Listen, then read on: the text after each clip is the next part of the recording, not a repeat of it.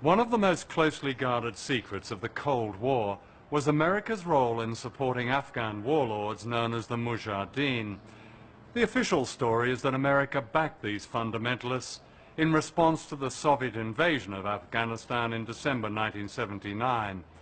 But that's not true. It was 6 months before the Soviet invasion, in July of that year, that President Jimmy Carter authorized $500 million to help set up the Mujahideen, a terrorist organization.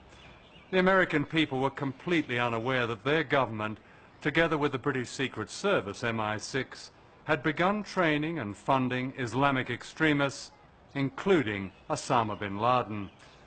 Out of this came the Taliban, Al-Qaeda, and September the 11th.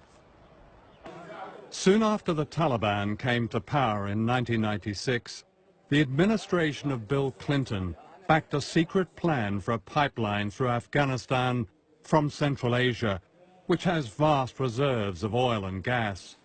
The Taliban were offered a generous cut in the deal and secretly invited to Washington and Texas. They were treated royally, taken shopping and flown to tourist attractions like the NASA Space Center and Mount Rushmore. Their tour was so secret that no television news covered it. Most Americans knew nothing. By the time George W. Bush came to power, the link between Al-Qaeda and the Taliban was an embarrassment, and September the 11th gave Bush an opportunity to get rid of them. Today, Afghanistan is run by a regime installed by the Americans, and the pipeline deal is going ahead.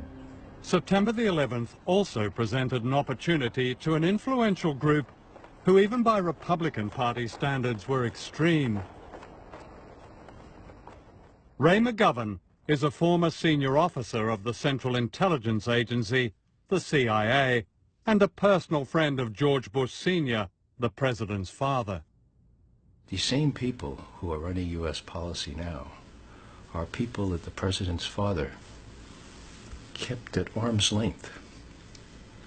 They were referred to in the circles in which I moved when I was briefing at the top intelligence and policy levels. They were referred to as the crazies.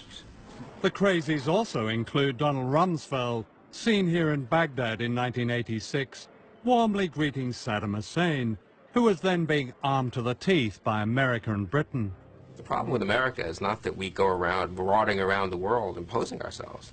The problem with America in the last 10, 15 years since the end of the Cold War, really in the last 60 years, is that we've been too slow to get involved in conflicts. Outside America, people have worried about the United States conducting an unprovoked attack on a country, a sovereign country. Are they? Are they? Yes, they are. Really? They're worried we're going to attack Britain, France, Germany, any democracy? No, because... Any decent regime? No, well, the United States doesn't usually attack strong countries. Do we attack decent countries? No, I said strong countries. Well, I was asking decent countries. I don't know Are what people you would really call, worried the U.S. is going to go, a decent, law-abiding country, and the U.S. is going to come in and say, we don't like the look of you, we're going to depose you? Is that something the U.S. has done quite often? How many countries has the U.S. attacked in the last 15 years?